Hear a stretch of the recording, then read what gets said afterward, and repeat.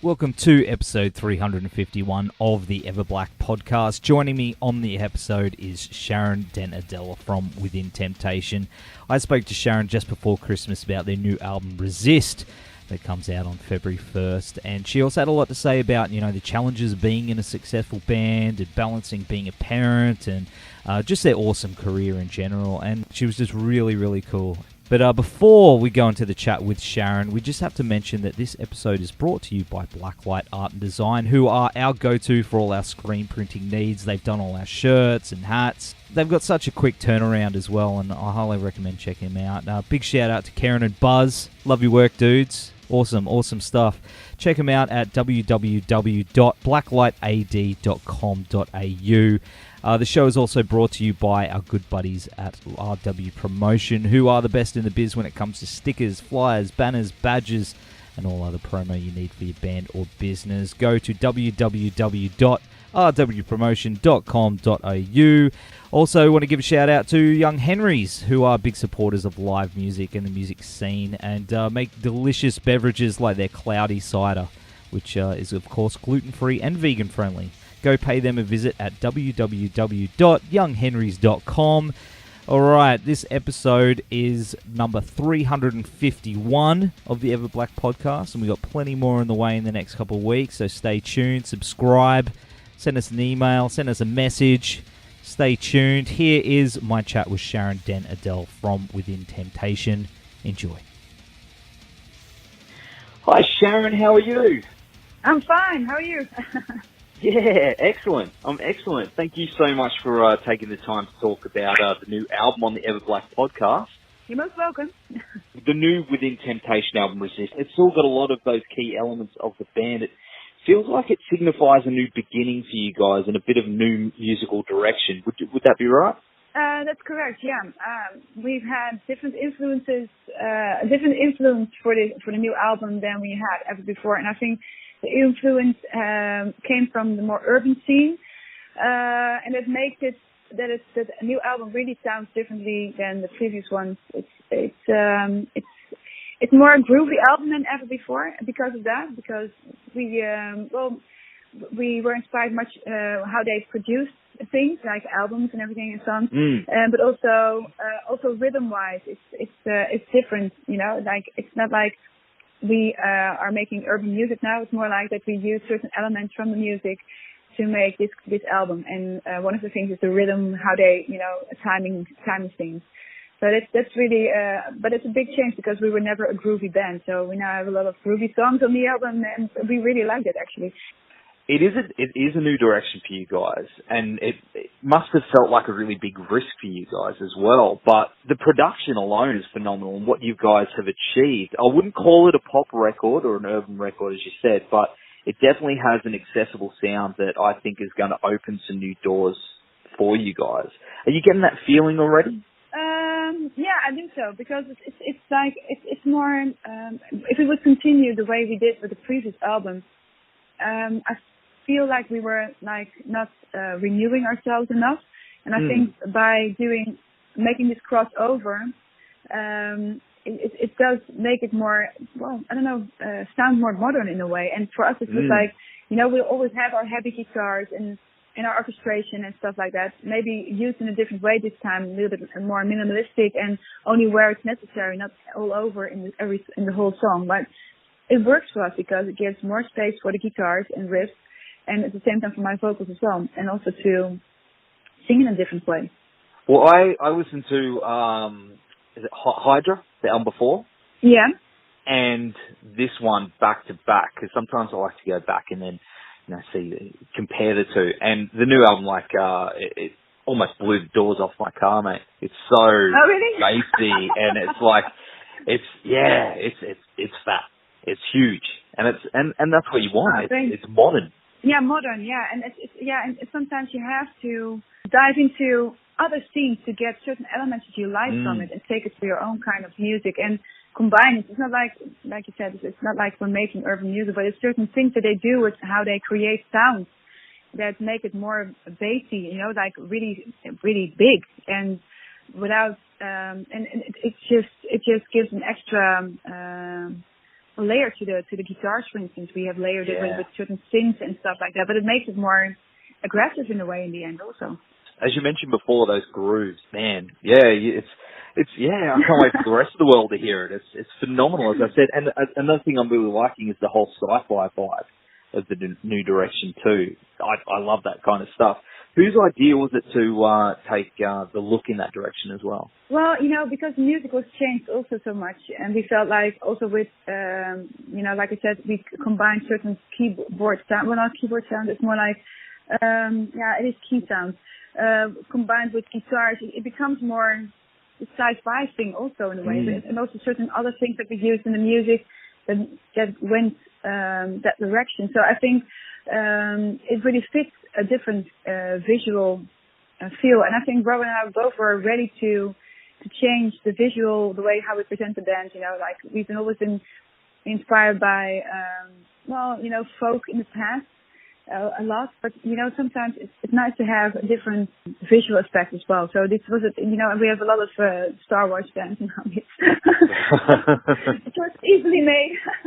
And then when we were in the video for The Reckoning, we found out that Han Solo's movie was also shot at the same island that we were shooting our video. So it was like, so Ruud and Mike and everybody else was like having a field time. So I'm really happy about, maybe they were here, and trying to find out where they had their locations and stuff like that. But that's very difficult to find. But that film was also shot on Fuerteventura, which is close to Morocco. It's very cinematic as well. I mean, you guys have always had that sort of thing in your music, but visually now it's that with the sci-fi. You mentioned with the the Reckoning, and there's like the Raise Your Banner video as well. Do you think you'd move into film if someone came to you and said, "Hey, we love the concept of this. Let's make a feature film"? Is that something you guys would want to move into? Oh, we've always loved that. If there's somebody who wants to do that, yeah, of course, let them call us. Yeah, but we've always been into stories and stuff like that. But I must say, it's not a concept album, but it's more like, for us, resist has been a theme because it's on different levels, how to resist something and on what to resist. But it's more like, it's not a concept, but, we're always available to talk, yeah. Also, because watching those videos, they've got such a big scale to them. Instead of a band just playing in a room sort of thing, like it's huge. They look really expensive. Yeah. Yeah, it was the most expensive video we ever did. The Reckoning was like crazy. But we said to our record companies, like, nobody's making nice videos anymore. Or not, most of it are just, like you said, performance videos. It's nice, but people have seen that. They're not attracted to like, oh wow, another performance video. It's not like that, And we felt like maybe it's good to invest in a good video. It's going to cost us a lot of money, but we don't care. We just want to do this and see how it works out. Because if you have a good video, the views on that will be big as well. And then you get we don't have music that's played on the radio, normal radio anymore. And we had in the past certain songs that just popped out by accident, and we got picked up just by luck. In certain countries, but our music has never been for the radio, so it's always these kind of things that will help us spread our music, and I think a good video is still the way to do it instead of just a performance video, unless you have a really crazy one that's really sticking out above all the others that have been made by other people. But we think always that you have to you have to find a way, doesn't matter what way, to stand out from the crowd and be visible for people to find you. And and with the videos, we can do that also. And it was nice that the record company really wanted to work along with us. They have to invest as well, of course. So. Absolutely. It has been amazing to watch your career over the years. And you're playing massive arenas and festivals, and you guys have definitely worked your asses off for everything.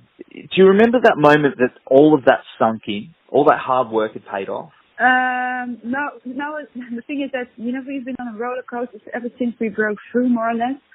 That was in 2002. Before that, we were also, when we were just in the underground, from the day one that we started, we had a really, how do you say it? Everything just went well for us from the day that we started. Just, it was always going through another border, another milestone. I mean, And every time there was a new milestone, like, we're never going to make that milestone. Yes, we're going to make the milestone. And there was always euphoric about it. Like, oh my God, we've done this. This is crazy. And so we got so much further than we ever expected ourselves to get. You know, we're a metal band, and, you know, at the time that we started, there were no examples for us in the Netherlands that we could look up to and say, okay, we can make a living out of this. You know, it's just a hobby that got out of hand. But always, we did always have a vision of how we wanted to be and what we wanted to present on stage, and always invested a lot in the band. Also, first having our day jobs, and then all the money that we earned went into the band again, playing every weekend. And so it's been a roller coaster. And I must say that's also one of the reasons why it took a long time for us to write a new album, because we had to look back a little bit after so many years, like 23 years more or less, and looking back on our career and just saying, okay, it's been a hell of a ride, but you know, where do we go from here? And that was also a reason, because we had a writer's block, all of us. It's like we didn't really know where to go with the band, and that I wrote a solo album called My Indigo. So it was a lot of things happening in the last 5 years to really get it to deal with all the beautiful things, but also the low points that we went through, and because we never took the time for that, and that's the reason why it took so long to write this album eventually. And we all passed the writer's block gradually, and started writing it for the station. And you never know what comes out. Like a box of chocolates, like Forrest Gump says, you never know what you're gonna get. And the same thing with music. You know, you start something, you go into the studio, you have ideas that you want to write about, but it's just ideas, and you never know in the end what it will be, what you get. So sometimes it was like, for my own project, it was My Indigo song, and in another day, or one in the 2 weeks, it was a With Invitation song.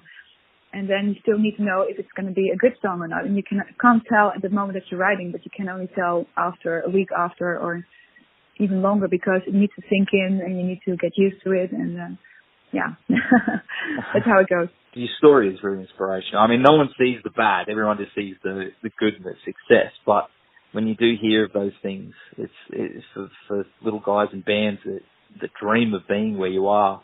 It is incredibly inspirational. And of course, I mean, look at Hellfest in June next year. That thing is an absolute monster. And you build right under I love top. it. What I would do, me and my little Australia, Gold Coast is Australia, that's what, I mean, that is amazing. It was the same for us, you know, we're Holland. We're also like a spoke stamp of the world, you know, it's like, it's a small country. So for us to get everywhere where we're going, where we've been to so far, it's like been like amazing, you know. So we never thought we would ever get out of the Netherlands, but that was always our aim also. Like to aim, you know, our country is really small. If we want to live in the Netherlands from our music, that's not possible with the music that we're making. So we have to aim big. We have to go across borders and try to conquer hearts in Germany, in France, and, you know, first Europe, and then see where it gets. But you should be aware of what you wish for, because it's also like the downside is, it's not the downside, it's the upside, but every coin has two sides. It's like, the beautiful thing is you do the thing that you love most, but you're away from home a lot, and you miss out a lot of things with family and friends, and, you know, it's a sacrifice that you need to be aware of when you go on tour, and especially when it hits off and it becomes so big, you know, then you have to realize what the price is on the other side. And that's something that people sometimes forget, and that's why people have burnouts and those kind of things, I think, in the end.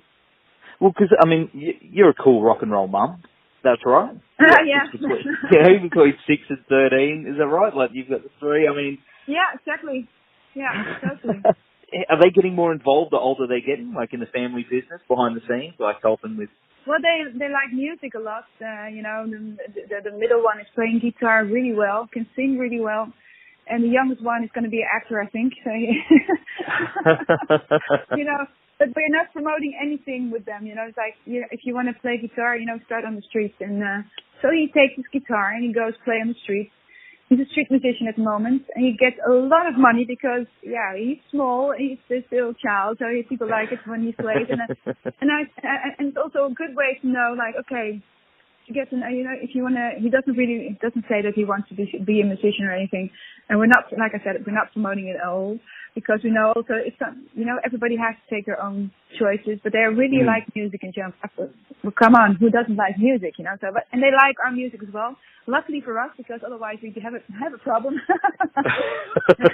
No, not a problem, but more like, and it's difficult to talk with each other about things, it's nice that you have that combination of, that you can talk about music in general.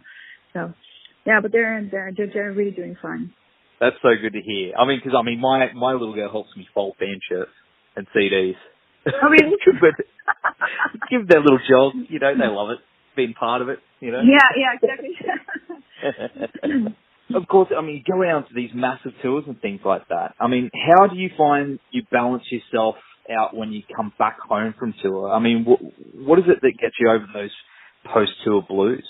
Well, it's being on the road too long and missing out on too many things. It's like, I love being on tour with the band and the crew, because crew is also a big part of the family, and we are very loyal to the people that are helping us out on stage and behind the stage.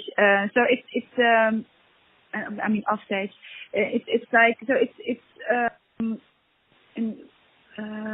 So people have been around for such a long time with our band. Some people are even more than 10 years, 13 years already working for us, and so it's a family. And so when we're on tour, we're having a lot of fun. But on the other hand, I know that at home there will be stuff going on as well, and your daughter having her heart broken, or one of my best friends lost her mom, and you can't go to the funeral, you can't, those kind of things are heavy, and it's like, that you don't realize it when you're in a band, but when it's, you're getting at an age that more people are passing away, and I also want to have more time with family also, because my dad just passed away this year. And I realized that that was the thing, that I also had time off for such a long time between albums, is because I really had to deal with him getting sick a few years back, and also being there for him and spending time with him, because now when you have a family of your own, you're all focused on getting with your kids and everything. You're focused on that, but on the other hand also focus on the band, because it's so intense, the touring. And you have to be focused, otherwise, you're as good as your last album. That's how we see it, or your last CD. So it's always been a hectic life that we have been leading the last 23 years. And so it's you should be aware that when you're on tour, that things happen, and that you have to, you can't pick yourself up when you're on tour. You have to be on tour when you're on tour, and you have to be at home when you're at home. So it's like, you want to be perfect in every level, but it's not possible, and you have to get to terms with that and accept that certain things you will never do right, but then you have to try to fix it afterwards again. And but those are things that always that's maintenance. You have to look at every tour and what went well, what went wrong, what can we do better next time? But we've been touring for 23 years and still haven't figured out what the best way to tour is. So it's that's something that's still on the debate. And everybody has families. It's just not me only. It's the keyboard player. Our guitar player just had a second child a few weeks before he left on tour. So it's those kind of things that you have to, you have to be careful that everybody stays in balance. So, and it's good to have a conversation with each other and keep that conversation open also, constantly. It's very good advice for anyone out there that's, got that, Yeah. Yeah. But still, go for it first, and then you'll see what happens afterwards, and then you can always make that choice. It's more like, but you have to be, it's also you do what you do, this is what I love doing, and this is my heart and soul on the road. But I also have, my roots at home, and absolutely. And of course, can we see you guys down here soon? Have you guys got any plans? Well, that's also something that we're always talking about. It's like we tried to come to Australia a few times already, and it's been always on our agenda, but it never happened in the end, because we tried to, when you come over to Australia, it's a big, it's very far away from us, from the Netherlands. And after when you've been touring a long time already, then you still have Asia to come. It's like, okay, can we combine Japan with Australia? in other countries around, because it's going to be, it's going to take you away from writing a new album. Are we going to write a new album, or are we going to go to a country we've never been before? And so it's for us always trying to find the right time to go to Australia, and also to find the right promoter who can combine several countries for us, and to make it, to make it doable, to make it happen somehow. And in the end, in the past, it just didn't work out. Maybe also because of the fact that we were really ready to write a new album, and that there was a right promoter, but we weren't at the right time. So it's sometimes, it didn't happen so far. But we're, this time we're still talking about coming to Australia. So don't worry. Hopefully one day it will happen. It's just I can't make promises anymore. I did make promises in the past, and I'm sorry that I ever did. And so I don't want to break my promise. So we don't know yet. Well, I've got to say, the door's always open, mate. There's always, thanks. we'll keep the beers cold and the barbecue going for when you guys are ready. But that's very important. That's very important for the guys. Well, Sharon, thank you so much for taking the time to talk to us on the show. It's been an absolute pleasure. And what's the new date of the release? February 1st? Yeah, February 1st, yes. Okay, let's lock that in. I feel super lucky that I've heard it so early. But, yep, Resist, February 1st. All the best to you and the guys and your family for Christmas and New Year. And hopefully we'll see you soon. Yes, well, have a nice Christmas yourself. And hopefully see you soon in Australia. Thank you for having me on the show.